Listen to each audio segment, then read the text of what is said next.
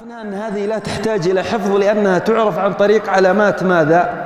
علامات الأفعال المعنوية واللفظية، وقد تحدثنا عن ذلك.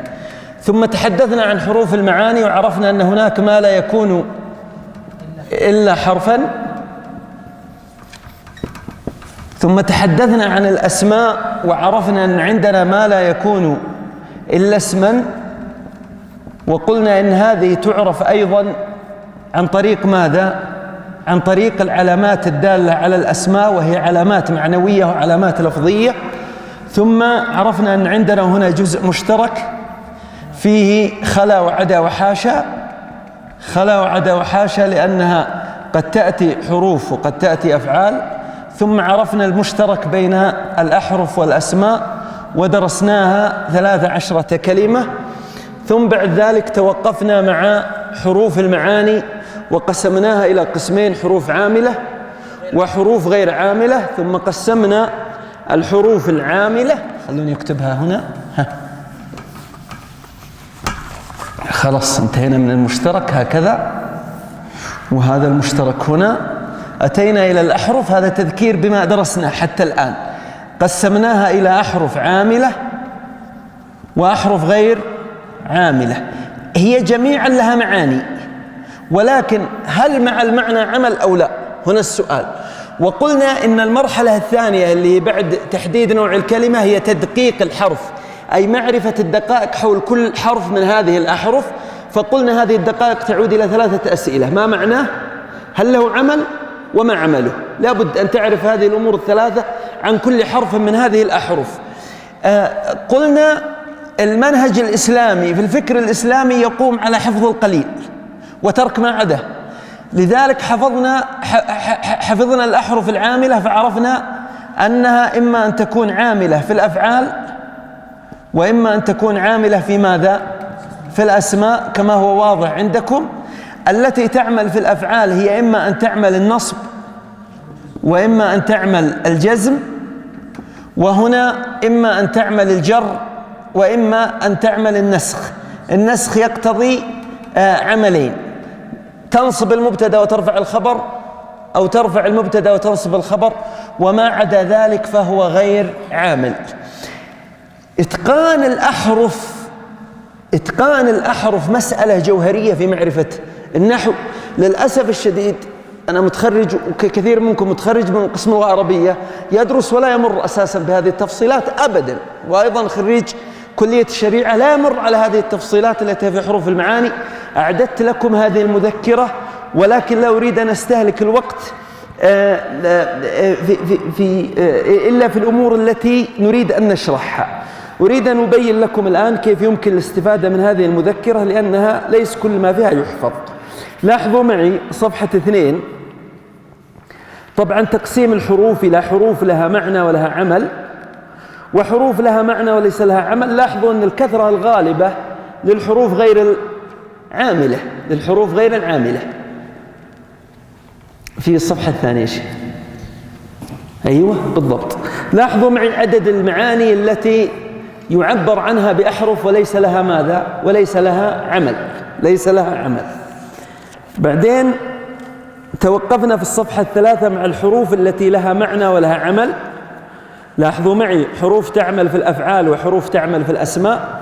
هذه التقسيمات يجب أن تنتقل من هنا إلى ذهنك، خلاص هذا يبقى في ذهنك. الحروف التي لها معنى ولها عمل: حروف تعمل في الأفعال، حروف تعمل في الأسماء. التي تعمل في الأفعال حروف نصب وحروف جزم. حروف الجزم منها ما يجزم فعلا واحدا ومنها ما يجزم فعلين. حروف النصب الحروف التي تعمل في الأسماء إما حروف جر وإما حروف ناسخة. الصفحة التي بعدها فصلت الحروف التي تعمل في الأفعال. حروف النصب 4، منها 3 عاملة مطلقا، ومنها 1 يعمل بشروط. حروف الجزم المطلوب منك في هذه المرحلة هو هذه المعرفة فقط، المعرفة، بحيث أني لو قلت لك ما الأحرف التي تعمل في الأفعال يحضر هذا الجدول في ذهنك مباشرة. تقول الأحرف التي تعمل في الأفعال تنقسم إلى قسمين: إما حروف نصب وإما حروف. وهذا هو مراد الشاطبي رحمه الله حين قال الشرط الأول من شروط العالم الإحاطة في أي علم، الإحاطة بأصول ذلك العلم. هذه هي الأصول، بحيث أنك لو سألت عنها تستطيع أن تسردها سرد نظري. هذا هو الجزء الذي يحفظ. أما ما بقي فإنه يفرع عليه إن شاء الله تعالى. لا نريد في هذه المرحلة إلا تحقيق هذا الشرط، أنك لو سئلت ما الأحرف العاملة تستطيع أن تقسمها قسمة وافية. كما ترون حرف يجزم فعلين اثنين إن الشرطية، الجوازم التي تجزم فعلا واحدا 4. هل سنعود إلى هذا وندرس جزم الفعل المضارع؟ نعم، ولكن أريد حين أدرس الجمل وأتحدث عن جزم الفعل المضارع حين أقول الجوازم تحضر في ذهنك مباشرة. هذا هو المراد في هذه المرحلة. لاحظوا معي الحروف التي تنصب الفعل، قلنا لها عمل ولها معنى، ففصلتها في هذا الجدول. هذا الجدول للقراءة والتأمل لا غير. الذي يحفظ هو المشجرات، الذي يحفظ هو المشجرات. وضعت أمامكم الأمثلة وبعض المعلومات. الحروف التي تجزم الفعل أيضا، ثم انتقلنا إلى الحروف التي تعمل في الأسماء في صفحة 8. هذه الأحرف التي تعمل في الأسماء لابد أيضا أن تحفظ، لابد أيضا أن تحفظ. هذه المشجرة لاحظوا معي عندنا 18 حرفا حروف جر، وعندنا الحروف الناسخة حروف تنصب ثم ترفع، وحروف ترفع ثم تنصب. عندنا 10 أحرف التي تنصب المبتدأ وترفع الخبر اللي هي إن وأخواتها مع اعتبار الأحرف المخففة، وعندنا الأحرف التي ترفع المبتدأ وتنصب الخبر. هذا هو الذي يحفظ. لاحظوا معي بقية المذكرة هذه للتأمل يا إخوان. لاحظوا معنى من. هل من التي نعربها حرف جر؟ من التي تعرب حرف جر؟ حرف جر هذا عملها تجر الاسم الذي بعدها، لكن هل ترد على معنى واحد؟ لا، معانيها كثيرة جدا. هل هذه المعاني تحفظ؟ لا تحفظ، وإنما يتمرس طالب العلم على استنباطها، يتمرس طالب العلم على استنباطها. الذي يحفظ أن من حرف جر. سبحان الذي أسرى بعبده ليلا من المسجد، عرفت أن من حرف جر، إذن المسجد سيكون اسم مجرور. لكن هل معنى من في كل المواضع واحد؟ لا، معانيها متعددة. خلونا نشوف كيف تتعدد معانيها وكيف يمكن أن تمارس ذلك وأنت تقرأ في القرآن الكريم أو تبني خطبة تكتشف معنى من. انظروا معي إلى قوله تعالى سبحان الذي أسرى بعبده ليلا من المسجد الحرام. هل معنى العمل واحد، لكن هل معنى من هنا مثل معناها في ومن الناس من يقول آمنا بالله؟ لاحظوا معنى سبحان الذي أسرى بعبده من المسجد، هذا الابتداء الغاية المكانية. لذلك أنا أقول مشيت من المسجد إلى البيت. إذن من هنا هي حرف جر، لكن ما معناها؟ ابتداء الغاية. لكن ومن الناس من يقول آمنا، قالوا معناها التبعيض، يعني يمكن أن تضع مكانها بعض الناس يقول آمنا بالله وباليوم الآخر. إذا لاحظوا أن هذه من حرف جر وما بعدها اسم مجرور، ومن الثانية حرف جر وما بعدها اسم مجرور، ولكن هذه للتبعيض وتلك الابتداء الغاية الزمنية. العمل واحد، ولكن لابد أن تتمرس على معرفة هذه المعاني. هل تحفظ؟ لا تحفظ، لأنك تستطيع استنباط هذه المعاني من خلال ماذا؟ من خلال السياق. لاحظوا معي، لا ليست لي.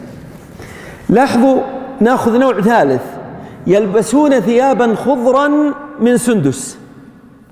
هل من سندس مثل من المسجد؟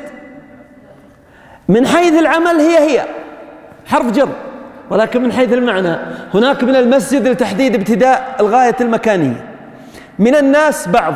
طيب يلبسون ثيابا، هل المراد يلبسون ثيابا بعض سندس؟ لا. طيب يلبسون ثيابا جنسها أو مادتها سندس؟ نعم، هذا هو المراد. فيقولون هي لبيان الجنس، لذلك تقول لبست خاتما من فضة وفصلت باب من خشب أو من حديد. إذن من هنا لبيان ماذا؟ لبيان الجنس. هذا هو معنى حروف المعاني. لاحظوا أن معناها واحد، عملها واحد، ولكن معانيها ماذا؟ متعددة. هذه المعاني لا يحسن بطالب العلم أن يتعامل معها بالحفظ، وإنما يتعامل معها بماذا؟ بالتمرس على استنباطها من خلال ماذا؟ من خلال السياق. لو لاحظتم أنها تأتي للتعليل: يغضي حياء ويغضى من مهابته فلا يكلم إلا حين يبتسم. من مهابته هل ابتداء الغاية؟ لا. هل هي للجنس؟ لبيان الجنس؟ لا. هل هي للتبعيض؟ لا، ولكنها للتعليل. لماذا يغضى؟ لأجل مهابته. لذلك التي للتعليل يصلح أن يكون مكانها ماذا؟ لأجل. لاحظوا معي، سردت لكم المعاني التي ترد عليها من، وهي معاني مختلفة فقط تحتاج منك إلى تأمل، لكن من حيث العمل من في جميع المواضع حرف جر وما بعدها ماذا؟ اسم مجرور. طيب، هل المعاني تهمل؟ لا، مهمة جدا، ولكنها لا تعتمد على الحفظ، وإنما تعتمد على ماذا؟ على التفهم، على استنباط المعاني من خلال السياق.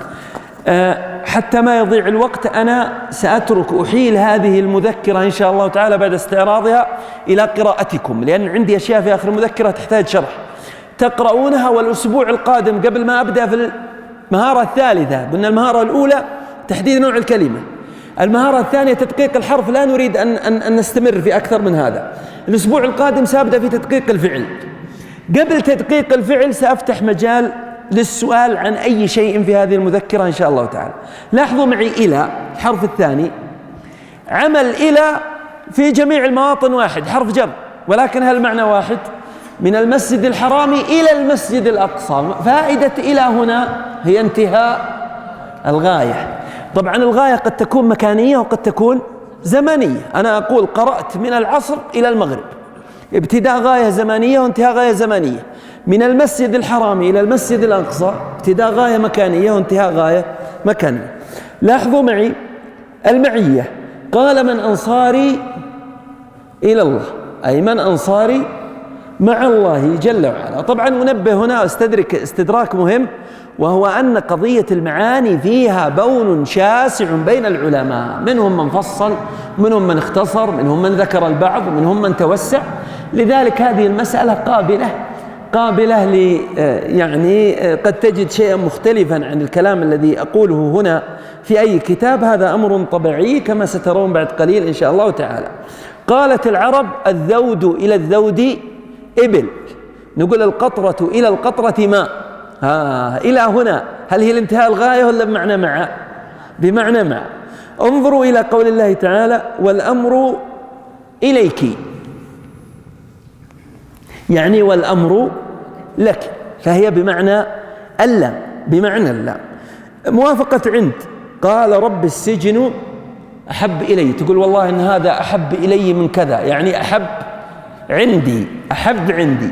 إلى في جميع المواضع هي حرف جر وما بعدها اسم مجرور، ولكن تفهم هذه المعاني. طيب، كيف يحدث الخلاف بين العلماء في مثل هذه المعاني؟ عن طريق التأويل. يقول لك مثلا: الأمر إليك، الأمر إليك بمعنى اللام. بعضهم يقول لا، هي انتهاء الغاية، هي انتهاء الغاية مجازا، يعني الأمر ينتهي إليك.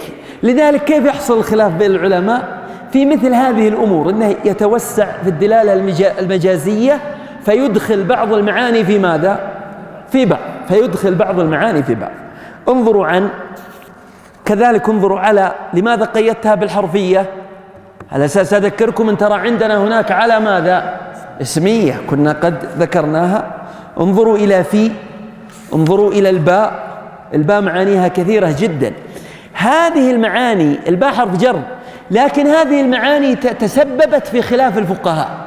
لذلك حين قال الله سبحانه وتعالى: فامسحوا برؤوسكم، الشافعي فهم أنها تبعيض تفيد الإلصاق، يعني إذا ألصقت يدك برأسك فقد حصل مقتضى الآية.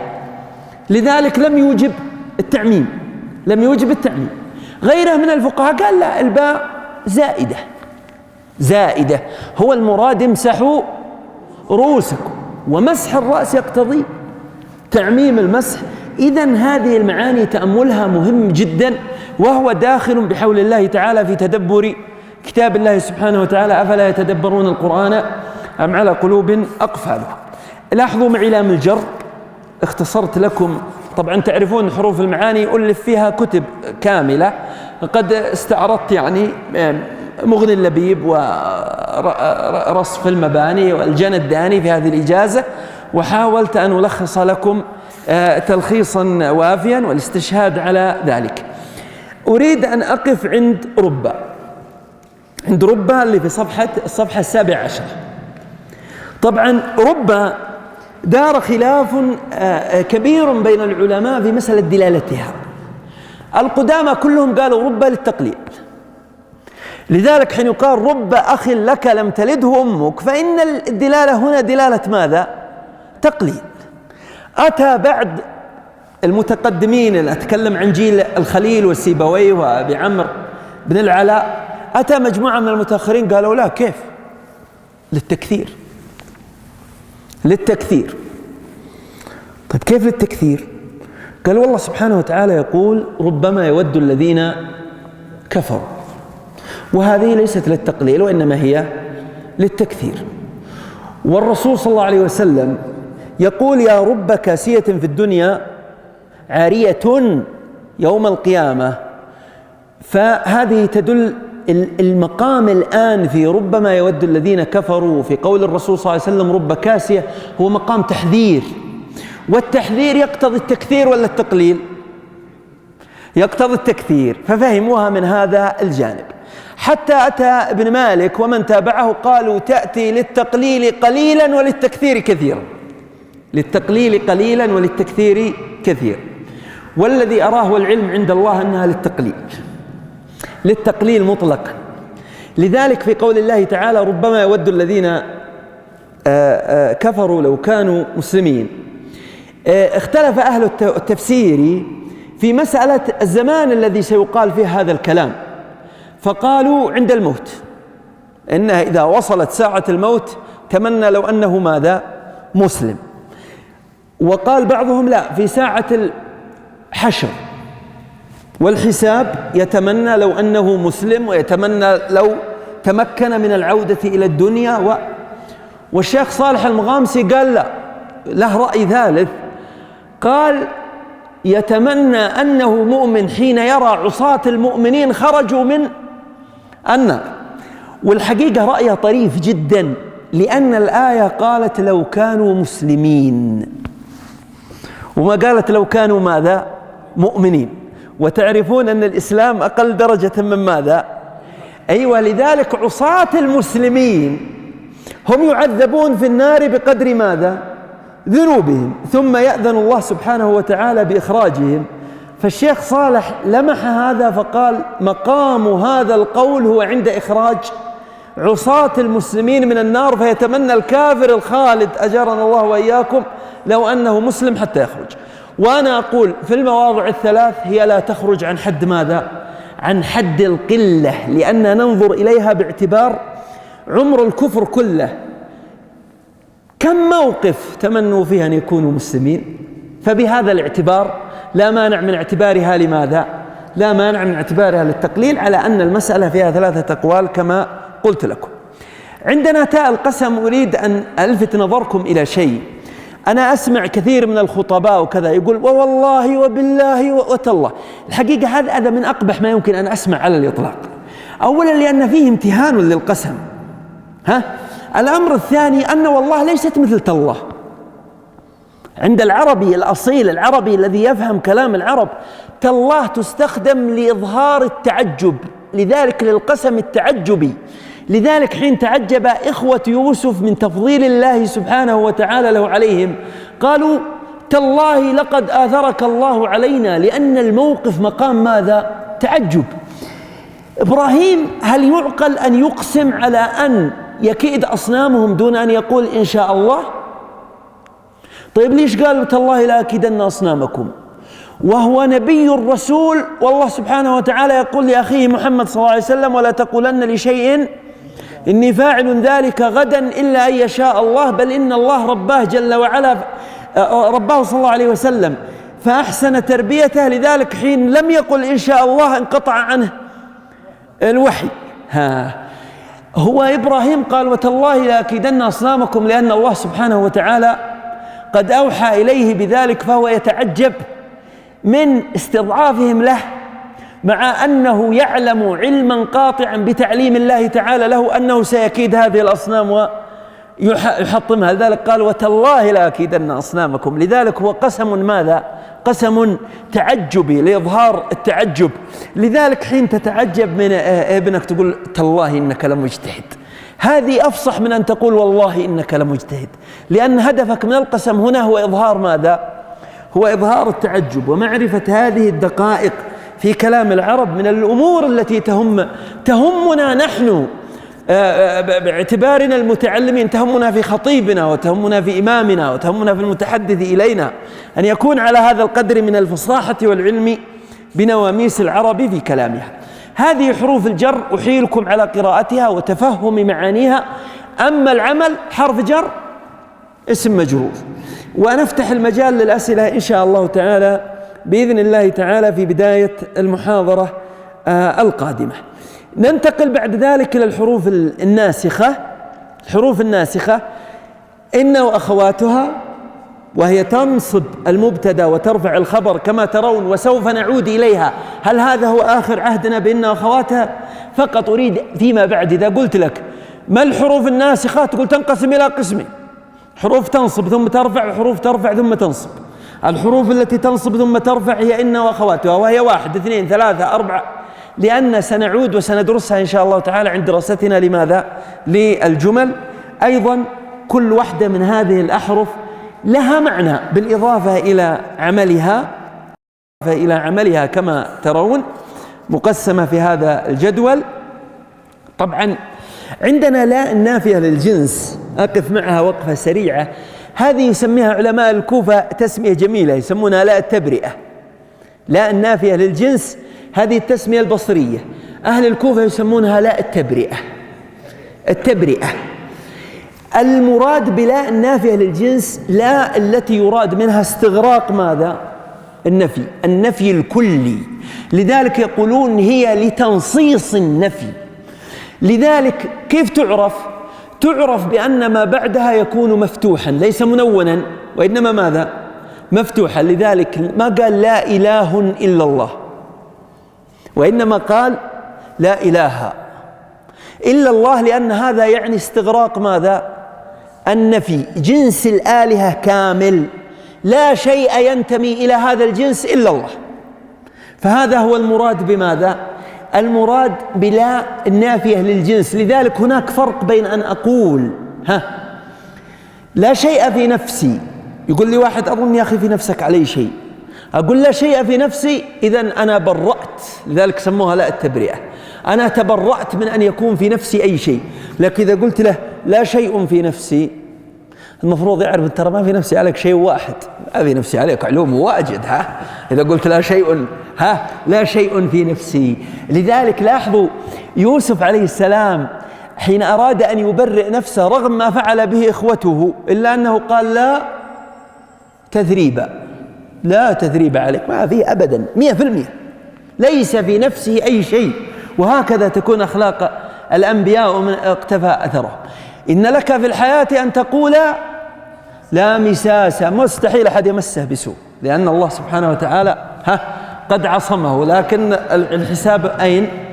في الآخرة. وهكذا هذا في لا النافية للجنس، المراد بلا النافية للجنس. لاحظوا معي الحروف التي ترفع المبتدأ وتنصب الخبر، عددتها لكم: الحجازية ولا الحجازية، سنعود إليها إن شاء الله تعالى. المطلوب منكم في هذه المرحلة هو حفظ الجداول المشجرة وتفهم المعاني لا غير، تفهم المعاني لا غير. انتهينا في صفحة 23، انتهينا من الأحرف التي لها ماذا؟ معنى ولها عمل. أتت الآن الأحرف التي لها معنى وليس لها عمل. قبل أن أنتقل أريد أن أعلمكم في مسألة تحرير الإعراب في الأحرف التي لها معنى ولها عمل. كيف تحرر الإعراب؟ يعني عندك الآن كيف تحرر الإعراب؟ هذه مهمة نذكرها الآن في قضية الحروف. شوفوا يا إخوان، جميع الحروف لها إعراب واحد، وهو أن يقال حرف كذا مبني لا محل له من الإعراب. بنعرف إيش معنى لا محل له من الإعراب. طيب ماذا يوضع في هذا الفراغ؟ إن كان الحرف من الأحرف العاملة فالاكتفاء بالعمل يكفي. ذلك تقول حرف جر مبني لا محل له من الإعراب، حرف جزم مبني لا محل له من الإعراب، حرف ناسخ مبني لا محل له من الإعراب، وهذا يكفي. إن أردت أن تذكر العمل زائد المعنى فهذا تفصيل حسن. فإذا أردت أن تعرب لم بهذا تقول حرف جزم مبني لا محل له من الإعراب. أردت أن تعربها بهذا الشكل بذكر جميع التفصيلات تقول هي حرف جزم هذا العمل، ونفي وقلب هذا المعنى مبني لا محل له من الإعراب. إذا لم يكن لها عمل فتذكر ماذا؟ المعنى. فإذا عربت هل تقول حرف استفهام مبني لا محل له من الإعراب. أريد أن أبين لكم ما معنى لا محل له من الإعراب. إيش هو المحل الإعرابي؟ أساس تفهم لماذا الحرف قلنا لا محل له من الإعراب. شوفوا يا شباب، المحال الإعرابية 4: الرفع، النصب، الجر، الجزم. هل الحرف يمكن أن يكون مرفوع أو منصوب أو مجرور أو مجزوم؟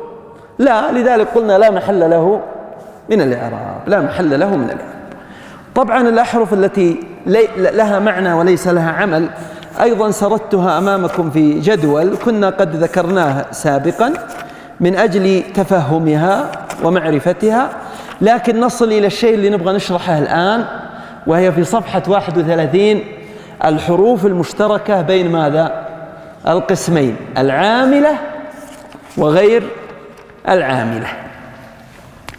لاحظوا معي إذن ترد في العاملة وترد في غير العاملة. أين وردت في العاملة؟ وردت في نواصب الفعل المضارع. طيب كيف تكون غير عاملة؟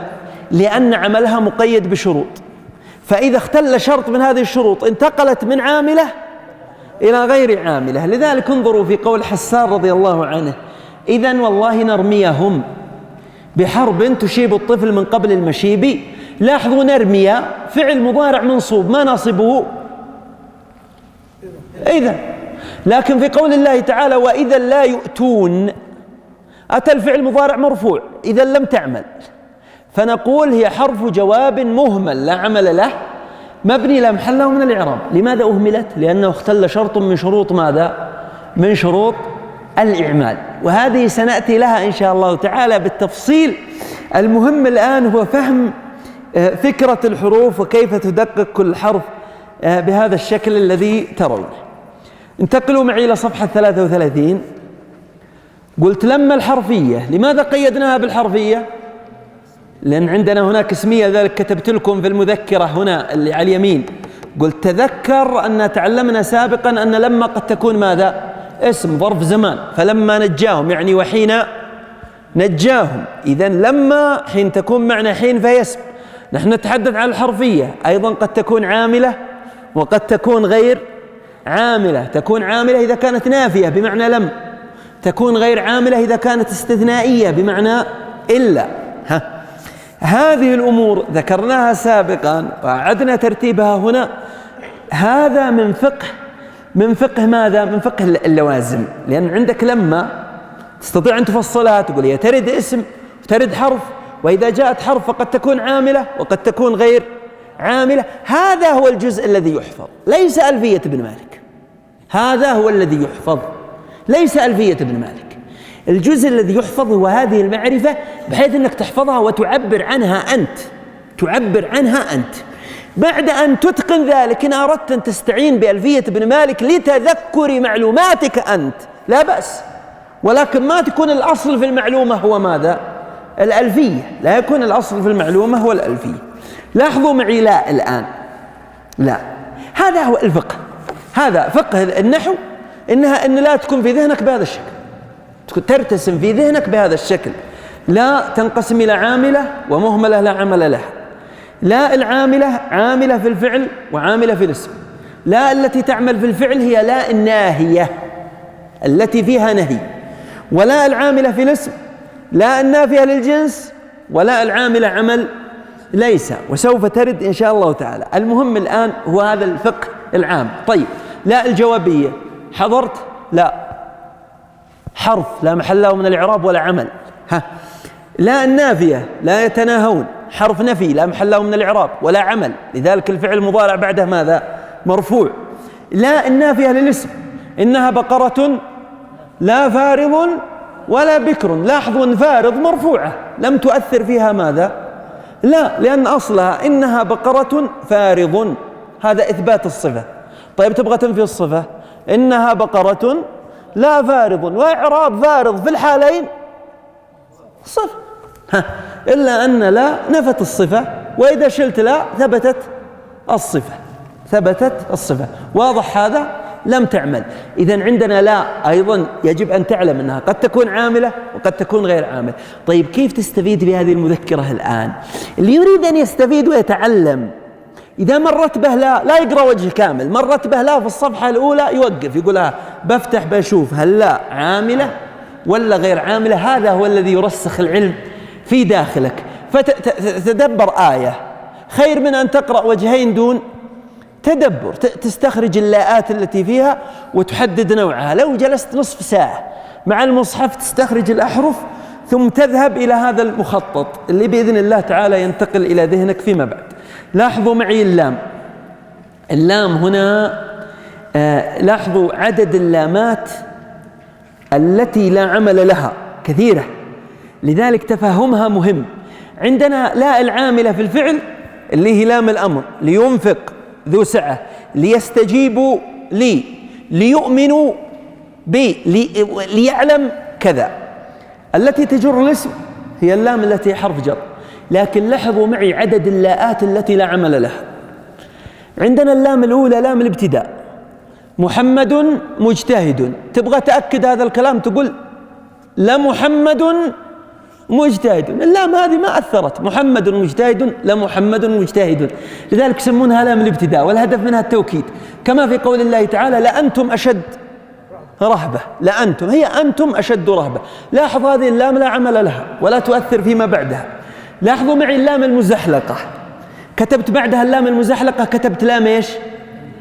هذه اللام اللي بعد إن تسمى اللام المزحلقة. لاحظوا في القرآن الكريم إن في ذلك عبرة، هل قال عبرة؟ إن في ذلك لعبرة. هذه اللام التي تأتي بعد إن تسمى اللام ماذا؟ المزحلقة، لا عمل لها والهدف منها التوكيد. إن الإنسان لربه لكنود، هي أصلها إن الإنسان كنود. أي لام تأتي بعد إن فهي اللام ماذا؟ المزحلقة. طيب وإنه لحب الخير لشديد، فيه لامين. وين اللام المزحلقة؟ وإنه لحب الخير لشديد. أين اللام المزحلقة؟ لشديد، لشديد يمكن أن تحذف. إنه لحب الخير. طيب اللام الأولى في لحب الخير لام مزحلقة ولا اللام الجارة؟ اللام الجارة العاملة، وإنه لحب الخير لشديد. شوفوا في هذه الآية ملمح جميل جدا. احنا إذا أردنا أن نعبر عن البخيل نقول والله يا أخي فلان، والله يا أخي فلان شديد، شديد. هذا الاستخدام فصيح، هذا هو في القرآن. إنه لحب الخير لشديد، معنى شديد بخيل، أي إنه لبخيل بسبب ماذا؟ بسبب محبته للخير. إيش هو الخير؟ المال. وإنه لحب الخير لشديد. لذلك استحق الكرام أن يسودوا الناس لأنهم خالفوا السائد. إن الإنسان لذلك شديد. لذلك كان الفضل ليس لكل منفق، كل منفق له فضل، ولكن الفضل الأعظم هو الذي ينفق المال على حبه. أما إذا قد معه ملابس خلاص يا ترمى في الزبالة يا تتودى للهيئة أكرمكم الله، قال لا والله نبغى نتصدق بها، نبغى نتصدق بها. لكن من اللي يأخذ الفقير ولا اليتيم ويروح يلبسه جديد من السوق؟ هذه النادرة. طيب هذه اللام لاحظوا معي الواو الحرفية، كتبت لكم تذكر أن تعلمنا سابقا أن الواو تأتي اسم إذا كانت واو جماعة، لا تنسوا هذا. هذه الطريقة مرتبطة ببعضها. لاحظوا معي أن عندنا واو تجر اللي هي واو القسم وواو رب، وعندنا بقية أنواع الواو لا عمل لها. لاحظوا معي في صفحة 37 تكلمنا عن التاء الحرفية وذكرناكم بأن هناك تاء ماذا؟ اسمية. عندنا تاء القسم التعجبي تجر، عندنا تاء التأنيث لا عمل لها. لاحظوا معي ماء الحرفية، ذكرتكم أيضا بما سبق في المذكرة السابقة، أيضا إن ثم أن، وذكرتكم بما سبق. ونأتي إلى الشيء الوحيد الذي لم نشرحه حتى الآن وهو ماذا؟ وهو حتى. الشيء الوحيد اللي ما شرحناه إلى الآن هو حتى، وقد مرت بنا كثيرا، وبها ننهي هذه المهارة إن شاء الله تعالى. وأحيلكم إلى قراءة هذه المذكرة والسؤال عنها والتدرب عليها واعتبارها دليلا لتدبر القرآن الكريم. احتسبوا عند الله جزء ولو واحد في الأسبوع تستخرج جميع الحروف وتراجع هذا الدليل من أجل معرفة هل هو حرف عامل أو ليس عامل، ما معناه، هل له عمل، ما عمله. الإجابة عن هذه الأسئلة الثلاثة. بالنسبة إلى حتى، والفراء قال كلمته المشهورة أموت وفي نفسي شيء من حتى. حضرت مناقشة في حتى سجل فيها رسالة في إحدى الدول، فعلى عادتنا في المبالغة جاء المناقش يقول للطالب أول ما بدأ: إذا كان الفراء مات وفي نفسه شيء من حتى فقد شفيت نفوسنا، يقول لك. فأنا والله طمعني هذا في قراءة الرسالة، فقرأت الرسالة كلها أبدا وجدت علم الفراء، والله ما وجدت الله وجدت علم الفراء. لذلك حتى يا إخوان من المباحث التي لا زالت خصبة، لو استطاع أحد أن يشفي بها نفس الفراء لدخل التاريخ. على كل حال، الذي قاله العلماء في حتى هو أن حتى تنقسم إلى 3 أقسام، وأنا لي عدة سنوات وأنا أفكر فيها، ولعلي إن شاء الله تعالى أهتدي فيها إلى رأيي بإذن الله. حتى قالوا قد تكون حرف جر، وقد تكون حرف عطف، وقد تكون حرف ابتداء. حرف ابتداء يعني يستأنف بها كلام جديد. طيب، حرف جر قالوا هي بمعنى تقريبا بمعنى إلى، لكن ما بنحطها تساوي 100%. على رأي أهل الرياضيات تساوي تقريبا إلى، لأن بينها فروق. تساوي إلى تقريبا، ويستشهدون على ذلك بقول الله تعالى عن ليلة القدر: سلام هي حتى مطلع الفجر، يعني إلى مطلع الفجر. فحتى حرف جر ومطلع اسم مجرور، وحتى في هذا النوع ماذا؟ عاملة في الأسماء، وهي معدودة ضمن حروف الجر. يلحقون بها حتى التي يأتي بعدها الفعل المضارع. طيب كيف حتى وهي حرف جر ويأتي بعدها فعل مضارع؟ قال مثل قوله تعالى: فقاتلوا التي تبغي حتى تفيء بمعنى ترجع، حتى تفيء إلى أمر الله. قالوا هذه حتى، يعني هذا المذكور عند العلماء، حتى هذه حرف جر. طيب كيف حرف جر وقد دخلت على فعل؟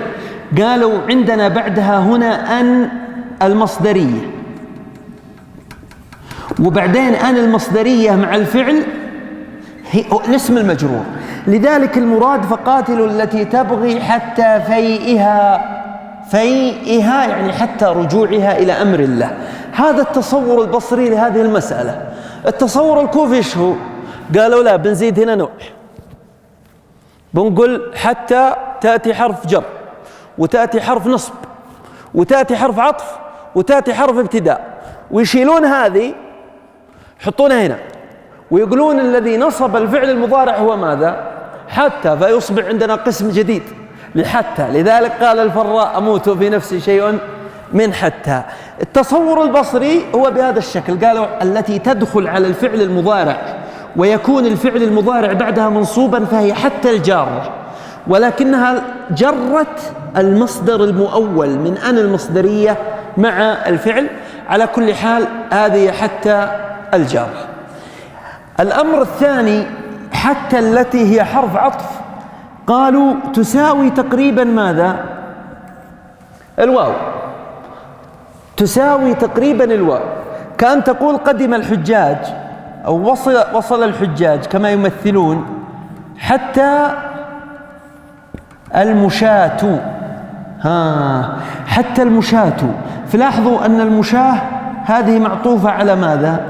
معطوفة على الحجاج، لذلك أتت مرفوعة مثلها، أتت مرفوعة مثلها. من الشواهد على ذلك وصف أحد الشعراء لطرفة بالعبد. طبعا طرفة بالعبد تعرفون ناخذ الشعر عن خاله المتلمس العبدي، وقد وقع في هجاء عمرو بن هند، فاستدعاهم لما سمع بالهجاء وأعطاهم كتاب لملك البحرين، قال خذوا الكتاب هذا وروحوا الملك البحرين بيكافئكم. طبعا هم انبسطوا، ما ظنوا أنه علم عن الهجاء اللي في الخلوات، ما دروا أن عليهم ماذا؟ عليهم جواسيس في خلواتهم. فلما اقتربوا الشاي بالخال قلبه داقنه من هذا الورقة. طبعا كانوا يختمون الأوراق بالطين ولا يفضل خاتم، إذا فضل خاتم خلاص الرسالة ما لها أي قيمة. قال أقول لك والله ما بروح، وأنا والله ما قلبي يدقني. قال والله أما أنا بروح إن شاء الله الخير قدامنا، يقوله طرفه لأنه باقي شاب. فراح وجلس خاله، فتح فض الخاتم، قال إذا وصلك حاملها فاقتله، فقتل طرفها بالعبد وهو شاب. لذلك شعر هذا الذي استحق به أن يكون من شعراء المعلقات كتبه وهو شاب، فلما بلغ المتلمس هرب. فأحد الشعراء يصف هذا المشهد فيما بعد، فيقول ألقى الصحيفة، يعني يسخر من المتلمس، يقول ألقى الصحيفة كي يخفف رحله، والزاد، يقول حتى الزاد مع دكله، والزاد حتى نعله ألقاها، الموت، حتى نعله ألقاها. فالآن حتى هنا قالوا هي بمعنى ماذا؟ الواو، لأن المراد ألقى الصحيفة والزاد ونعله أكرمكم الله، فقالوا حتى هنا حرف عطف. إذا كانت حرف عطف فهي غير ماذا؟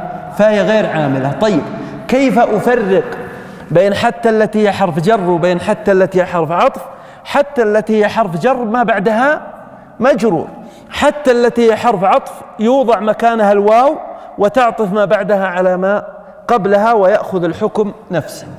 عندنا حتى التي حرف ابتداء، المراد أنها تقطع الكلام السابق ويبدأ بها كلام جديد. لذلك في قول الله تعالى وزلزلوا، يتحدث عن الرسول صلى الله عليه وسلم وأصحابه، قال وزلزلوا، ثم بدأ كلام جديد ليبين إلى أي مبلغ بلغت الحال بهم، فقال حتى يقول الرسول والذين آمنوا معه متى نصر الله، حتى يبين لهم يعني الضيق والحال والشدة التي وصلت بهم. فقال وزلزلوا، ثم قطع الكلام وابتدأ كلام جديد يبين لهم هو الموقف، يقول حتى أن الرسول، وهو الرسول صلى الله عليه وسلم، والذين آمنوا معه أصحابه يقولون متى نصر الله، ألا إن نصر الله قريب. لذلك هذا هو المراد بحتى الابتدائي. تقول والله يا أخي صلينا الجمعة في المسجد وامتلأ المسجد، حتى أن الناس صلوا في الشارع، هذه حتى الابتدائية هذه. لذلك نحن نستخدمها لنبين المآل الذي وصلت إليه الحال، هذا هو معنى حتى. كيف تعرف؟ تعرف بأن ما بعدها إذا كان فعل فإنه يكون ماذا؟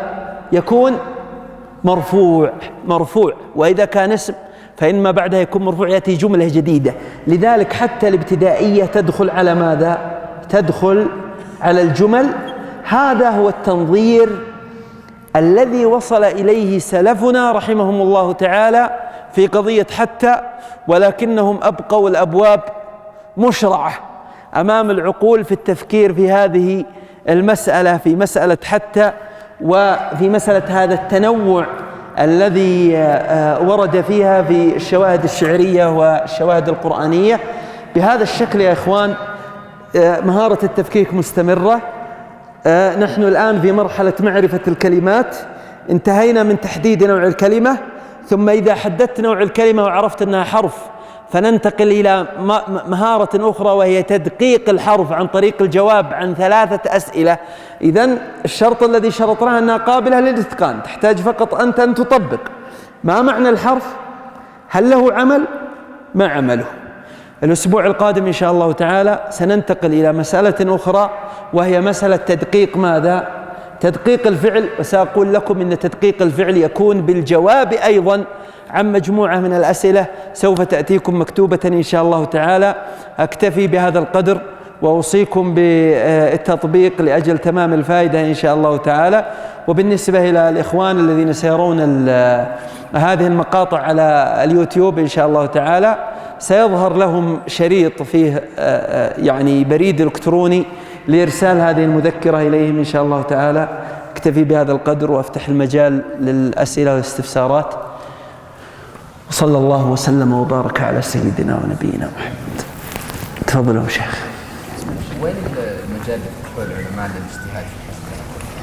يعني هو يرفع الأذان وبعدها نجيب إن شاء الله. تفضل يا شيخ.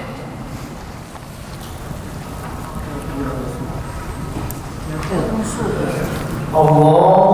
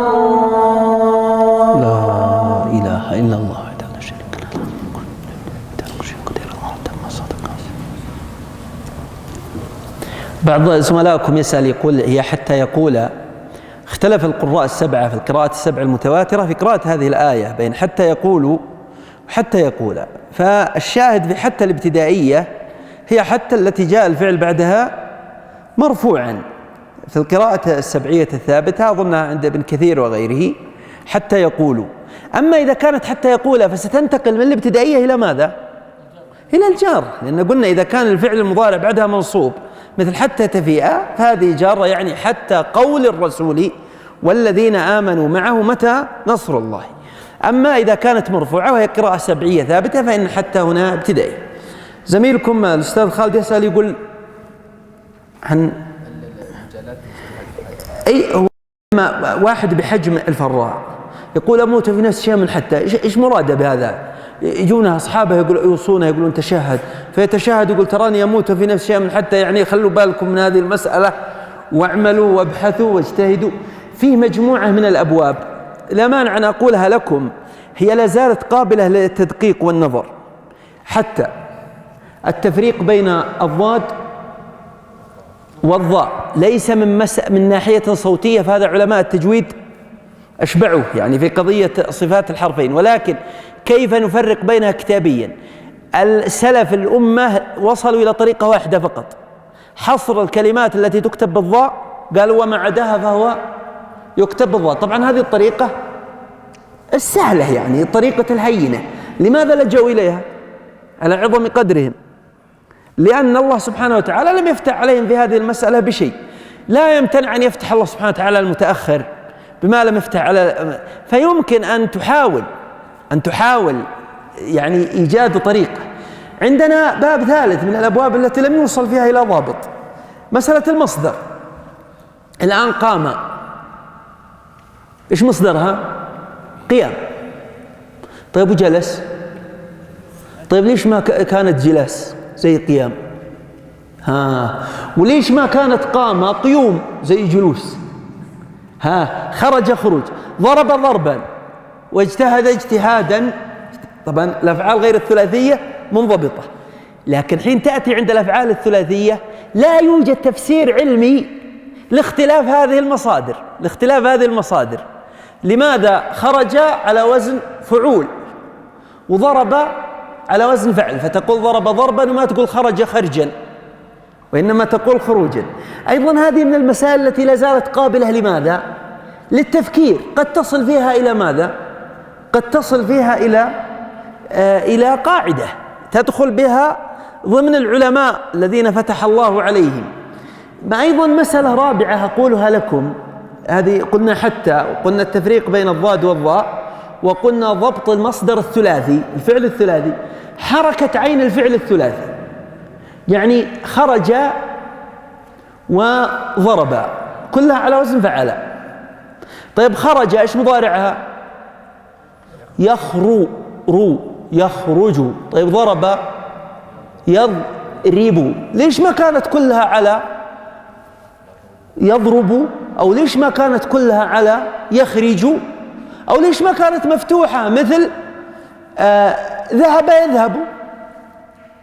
ليش ما كانت كل الأفعال ذهب يذهب، خرج يخرج، دخل يدخل، نزل ينزل؟ فاختلاف حركة عين المضارع على 6 حالات، هذه أيضا إيجاد ضابط لها من الأمور التي لا زالت قابلة لماذا؟ قابلة للتفكير، التي لم يصل فيها العلماء إلى ضابط محكم. عندهم بعض الضوابط إلا أنها ضوابط تقريبية لمن أراد أن يفكر في شيء من هذا. في أسئلة أخرى؟ تفضل. حتى في الأخير غير عاملة، حتى الابتدائية غير عاملة، وحتى العاطفة غير عاملة. التي تعمل فقط هي حتى الجارة، وفي آخر ورقة من إذا سألت واحد هل ستكون متواجد بعد العشاء؟ يقول لك ربما، ما التقليل والتكثير، ما يتطرق إلى الاحتمال. لا، أنت إذا قلت ربما فهل يفهم منها من السياق أن الأغلب على ظنك البقاء ولا الأغلب على ظنك عدمه؟ هذا الكلام عدم. لذلك شوف الأولين يوم قالوا هي للتقليل ما قالوا من فراغ، قالوا للتقليل مطلقا. بعض المتأخرين قالوا للتكثير مطلقا، ولكنهم من أطراف النحاة، يعني مثل ابن درستويه وغيره. المدققين مثل ابن هشام وابن مالك قالوا للتقليل قليلا وللتكثير كثيرا، فجمعوا بين المسألتين. تفضل. هل الآن معاني الحروف لها أثر؟ لها أثر في المدلول، نعم، وأنا ضربت لك مثال على ذلك في امسحوا برؤوسكم، وهناك أشياء أخرى. إذا ما عرفت المعنى، يعني إذا قرأت إذا ما عرفت المعنى فيلجأ في ذلك إلى كتب التفسير. المفسرين يذكرون معاني هذه الأحرف، أو أنك تسردها عندك وتسألني عنها في المحاضرة القادمة إن شاء الله تعالى. أثناء التطبيق يعاد إلى كتب التفسير في معرفة معاني هذه الأحرف. معاني محصورة اللي ذكرتها لنا ولا في معاني أكثر من الشيء؟ لا، أنا ذكرت لكم بحدها الأعلى.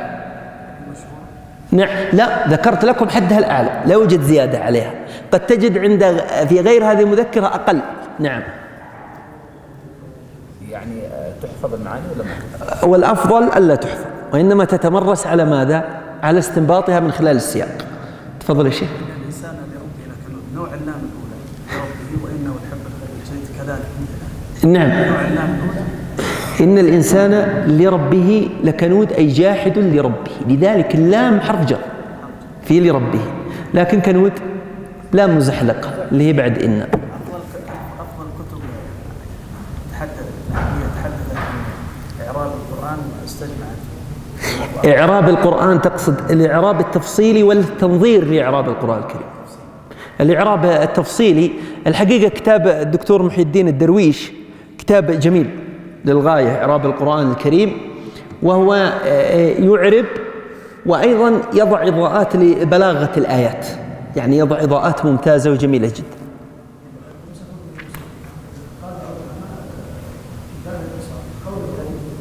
القول الثاني قالوا زائدة، لذلك المراد امسحوا رؤوسكم، وعلى هذا مذهبنا الحنبلي أحمد بن حنبل رحمه الله عد الباء زائدة، فقال أي نعم أيوة. هل يا شيخ حديثك عن المسائل اللي باقي مشتت فيها وكذا، هل هذا يتنافى مع قولك انه باب النحو اغلق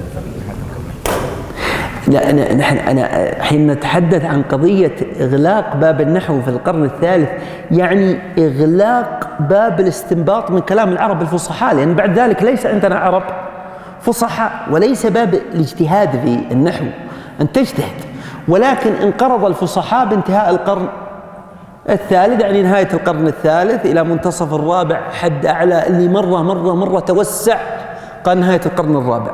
فهذا هو المراد بأن قضية النحو أغلق. لذلك ابن جني كان يشد الرحال، يروح البدوي اسمه أبو عبد الله الشجري في البادية يتسمع منه، وقيد ملحوظاته، بل إن بعض اللغويين أسر فكان أسره في سجن، هذا السجن في بادية، فكان يكتب عن سجانيه اللغة، صاحب الأزهري صاحب التهذيب. لذلك حين نقول إنها انتهى عند القرن الرابع نقصد الاستنباط من كلام العرب الفصحاء، وليس إغلاق باب الاجتهاد في النحو، لا، استنباط. لذلك ابن جني مثلا سمع عند أبو عبد الله الشجري الأعرابي يقول له كل من اللحم، فكتبها في الخصائص، قال وسمعته يفتح حاء اللحم فيقول اللحم. الآن البدو عندنا يقولون اللحم ولا اللحم. إيش سندهم الآن في ذلك لغة؟ نقول وقد سمعها ابن جني عن أبي عبد الله الشجري الأعرابي الذي أدركه وكان يشد الرحال إليه. فهذا هو مرادنا بقضية هذا التحديد الزمني. طرفها بالعبد، المتلمس العبدي، المتلمس العبدي. وجه التقليل يعني رب أخ لك لم تلده أمك. كم تعرف واحد، كم زاملت واحد يا شيخ في حياتك؟ آلاف. من اللي منهم منزلة الأخ؟ قليل جدا. هذا هو المراد يعني. لذلك العرب يقولون المستحيل من الأمور ثلاثة: الغول والعنقاء والخل الوفي، والخل الوفي. يقول وما أكثر الإخوان حين تعدهم ولكنهم في النائبات قليل. وتفضل شيء.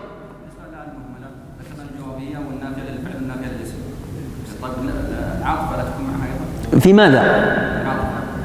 لا المهملة. نعم. العاطفة.